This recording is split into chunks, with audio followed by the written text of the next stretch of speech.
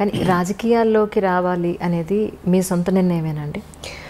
రాజకీయాల్లో రావాలన్నదైతే తెలంగాణ ఇష్యూ అన్నది మైండ్లో ఉంది. బికాజ్ ఈ రజాకార్లు, నిజాం పరిపాలన, మా తాతగారి ఫ్యామిలీ, మా పెద్ద ఫ్యామిలీ ఎలా డిస్టర్బ్ అయింది, ఎలాగా అంటే ఒక చంపడానికి వస్తున్న వాళ్ళు అరిచేతిలో పట్టుకుని చిన్నపిల్లలు. మా మదర్, ఇంకా నేను ఇప్పుడు లేదు, విజయశాంత మనిషే లేదు ఇప్పుడు, ఇంకా మా మదర్కి మ్యారేజ్ అవ్వలే, ఆవిడ ఆవిడ పెద్ద ఫ్యామిలీ. సో అక్కడి నుంచి చంపడానికి వస్తున్నారనేప్పుడు మా తాత ఏం చేశారు, ఆస్తి మొత్తం ఏటూరు నగరం మొత్తం వదిలి చెన్నైకి వెళ్ళిపోయారు. ఏం చేస్తారు, ఇంకా నా కుటుంబాన్ని బతికించుకోవాలని దీంతో అందరిని తీసుకుని చెన్నైకి వెళ్ళిపోయి ఇంకా అక్కడ ఉండి, దాని తర్వాత అందరు పెద్దోళ్ళు అయ్యి ఒక కథ. ఇంకా మా పిన్ని ఆవిడ ఈ సినిమాలు, దాని తర్వాత మా మ్యారేజ్, మా మదర్కి మ్యారేజ్ అవ్వడం. ఆ తర్వాత విజయశాంతి పాత్ర ఎప్పుడో వచ్చింది, ఒక అమ్మాయి పుట్టి. అప్పుడు హైదరాబాద్లో ఉండేవారు మా మదర్ ఫాదరు, డాడీ ఇక్కడ జాబ్ చేస్తూ ఉండేవారు. సో మా మదర్ ఇక్కడ కన్సీవ్ అయింది ఆవిడ, అండ్ డెలివరీకి చెన్నైకి వెళ్ళింది అప్పుడు.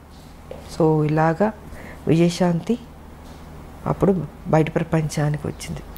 కానీ సపరేట్ తెలంగాణ అప్పుడు సో అలాగా దీంతో నాకు మా మదరు ఒక సర్టన్ టైంలో ఇలా అలా చెప్పి మామూలు కూర్చుంటాం, మదర్ నేను కూర్చుని మాట్లాడుకున్నప్పుడు ఏంటంటే ఆవిడ చిన్నప్పుడు ఏం జరిగింది, రజాకార్లు, నిజాం పరిపాలన, ఇవన్నీ చెప్తూ చెప్తూ చెప్తూ ఎక్కడో తెలియని ఒక విత్తనం పడింది బుర్రలో. సరే ఆ సాఫ్ట్ కార్నర్ అలా అలా వచ్చి ఒక స్టేజ్లో తెలంగాణ అన్న దీని మీద ఒక టాపిక్ వచ్చినప్పుడు ఇంకా మా హస్బెండ్ కూడా yes you have to do అన్నది. ఇంకా ఆయన నన్ను టైం వచ్చింది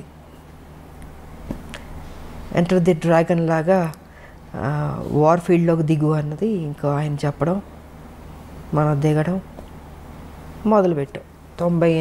1998 జనవరి 26 బీజేపీలో చేరడం జరిగింది.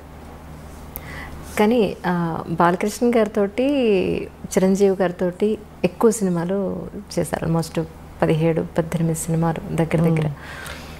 ఒక సినిమా అటు ఇటులో చిరంజీవి గారితో ఎక్కువ, బాలయ్యతో ఇద్దరు ఎక్కువ. జస్ట్ 1 or 2 మూవీస్, పెద్దగా డిఫరెన్స్ కూడా అయింది. అయితే నిప్పురవ్వ సినిమా తర్వాత మళ్ళీ బాలకృష్ణ గారితో చేయకపోవడానికి అంటే తర్వాత స్టోరీ ఏమి సెట్ కాలేదంటారా? తర్వాత చేయకపోవడానికి కానీ ఎవరితో చేయకపోవడానికి కాదమ్మా, పరిస్థితులను బట్టి ఆ రోజుకి వేరే సినిమాల కమిట్మెంట్లను బట్టి. ఇప్పుడు ఒక సినిమా వచ్చినప్పుడు మనం చేయగలుగుతాం, బాగుంటే చేస్తాం. అలాగా ఆ తర్వాత మళ్ళీ నాకు నా ఇమేజ్ డిఫరెంట్గా వెళ్ళి కొంచెం ఆ హీరో ఇమేజ్ వచ్చేటప్పటికి నేను ఇంకెక్కువ హీరోయిన్ సబ్జెక్ట్స్ మీద ఆ హీరో ఫిల్మ్స్ లాగా ఎక్కువ చేయాల్సి వచ్చింది. సో కుదరలేదు నాకు, ఇంకా రెమ్యునరేషన్లు పెరిగిపోయినాయి. ఎగ్జాక్ట్లీ హైయెస్ట్ రెమ్యునరేషన్ తీసేసుకున్నాను. సో న్యాచురల్గా నేను ఒక హీరో అయిపోయాను కాబట్టి ఇంకా నా సినిమాలు నేను చేసుకుంటూ ముందుకు వెళ్ళాల్సి వచ్చింది. అలాగా గ్యాప్ వచ్చింది, అంతేగాని ఇంకేంటి. ఒక హీరోయిన్గా అప్పటి వరకు హీరో పక్కన హీరోయిన్గా యాక్ట్ చేసిన ఒక హీరోయిన్, టాప్ మోస్ట్ హీరోయిన్. మీరు ఆల్మోస్ట్ టాప్ మోస్ట్ హీరోలు అందరితో కలిసి మీరు వర్క్ చేశారు. 60 మంది ఉంటారు అనుకుంటా, బహుశా 60 మంది హీరోలతో అనుకుంటారు. ఎగ్జాక్ట్లీ అంటే కొత్త వాళ్ళు, చిన్నవాళ్ళు, మా అందరూ ఆల్ అండ్ ఆల్. సో అలాంటి ఒక హీరోయిన్ తర్వాత మిమ్మల్ని బేస్ చేసుకుని స్టోరీస్ రావడం అనేది మొదలయ్యేది. దాని తర్వాత అలాంటి హీరోయిన్ని మళ్ళీ ఒక హీరో పక్కన పెట్టడం అని అంటే అది ఆల్మోస్ట్ ఇద్దరు హీరోల బరువు. ఒక మాట చెప్పాలంటే అది కథాపరంగా కానీ ఆర్థికంగా. అంటే హీరో ఇమేజ్ వచ్చిన తర్వాత కూడా గ్యాంగ్ లీడర్ చేశాను కదా. గ్యాంగ్ లీడర్ చేశాను, మెకానికల్ అల్లుడు చేశాను. సో చేశాను నేను, బట్ ఎక్కువ దాని మీద నేను ఫోకస్ పెట్టాను. ఇంకా హీరో ఇమేజ్ ఒకటో రెండో తప్ప, ఇంకా దాని తర్వాత కుదరలే. ఒక హీరోయిన్కి హీరోయిన్ సెంట్రిక్ మూవీస్ రావడం అనేది ఇక అది పీక్ పరాకాష్ట అంటారా మీ ఉద్దేశ ప్రకారం? అంతే కదా. నేనే ఊహించుకోలేదు అసలు నా లైఫ్లో ఇలాగ ఒక హీరో ఇమేజ్ వస్తుంది, నేను యాక్షన్ సినిమాలు చేస్తాను, ఎంత రిస్క్ తీసుకుంటాను, ఎంత హైయెస్ట్ పేడ్ హీరోయిన్ అవుతాను, నేను నా లైఫ్లో నేను ఊహించలేదు. నిజంగా అది గాడ్ గిఫ్ట్ అనే చెప్పాలి. ఇప్పటికి ఇది ఎలా జరిగిందో నేను అనుకుంటాను అప్పుడప్పుడు కూర్చున్నప్పుడు, ఇది నిజమేనా, ఇదంతా మాయా ఒక్కోసారి. బట్ అది మాయే, లైఫ్ అంటే మాయే, ఏం ఉండదు. ఉన్నంతసేపే నాది అది ఇది అనుకుంటాం. చనిపోయిన నెక్స్ట్ మూమెంట్ ఎప్పుడు బాడీ తీసేస్తారు అనుకుంటారు. సో ఏది తీసుకెళ్ళాం మనం, ఒకటే తీసుకెళ్ళేది, ఒక మంచి పేరు ఒకటే తీసుకెళ్తాం. ఉన్నంత వరకు మంచి చేసామా, ఎగ్జిట్ అయ్యామా, అదే చూసుకోవాలి. 10 మందికి ఉపయోగపడాలి, ఆ హెల్పింగ్ నేచర్ ఉండాలి. ఏది తీసుకెళ్ళినప్పుడు ఎందుకు స్వార్థం ఎందుకు ఉండాలి, ఎందుకు పిసినారులా ఉండాలి? 10 మందికి అన్నం పెట్టండి, కష్టం ఉన్న వాళ్ళని ఆదుకోండి. మీరు చనిపోయేటప్పుడు ఏమో తీసుకెళ్ళరు కదా, మరి ఎందుకు ఆ మెంటాలిటీ ఎందుకు అలా ఉంటుంది మీకు? అది కరెక్ట్ కాదనేది నేను చెప్పదలుచుకుంది. 10 మందికి ఉపయోగపడి 10 మందికి కష్టంలో ఆదుకున్నా అనుకో, మనం చనిపోయిన తర్వాత అయ్యో మంచోళ్ళ ఆవిడ, మంచిది, మంచి చేసింది, అదొక్కటే తీసుకెళ్తాం. నిజం. మనకు కూడా తృప్తి ఉంటుంది జీవితంలో. బతికున్నంత వరకు మంచి చేసాము, దేవుడా నాకు ఇంత చేస్తావు, నేనేం చేశాను, సమాజానికి ఏం చేశాను అన్నది ఉంటుంది కదండి.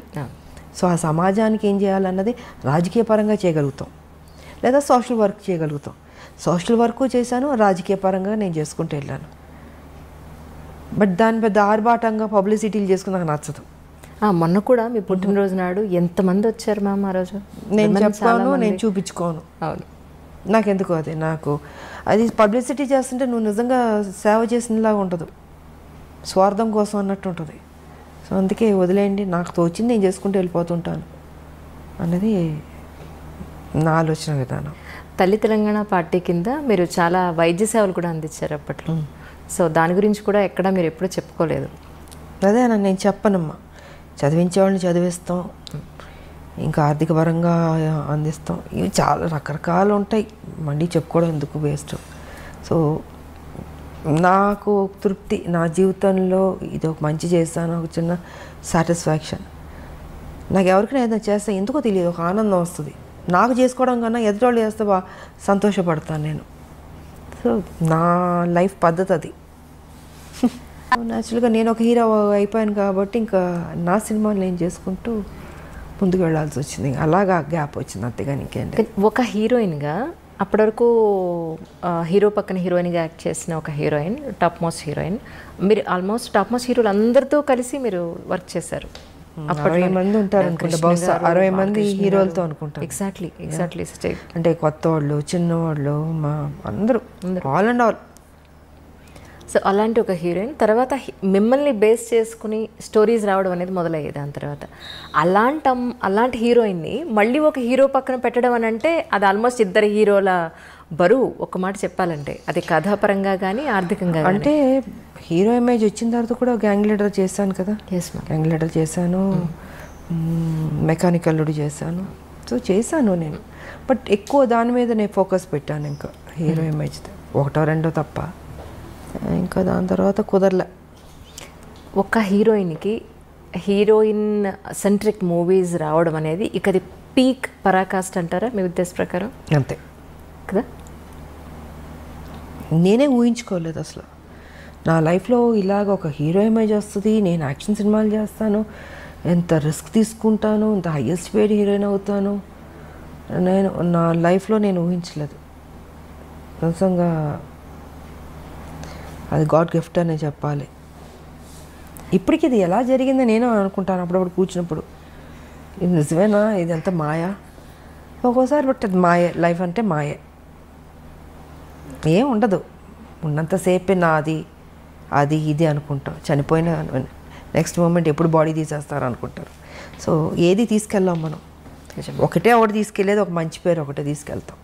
ఉన్నంత వరకు మంచి చేసామా, ఎగ్జిట్ అయ్యామా, అదే చూసుకోవాలి. 10 మందికి ఉపయోగపడాలి.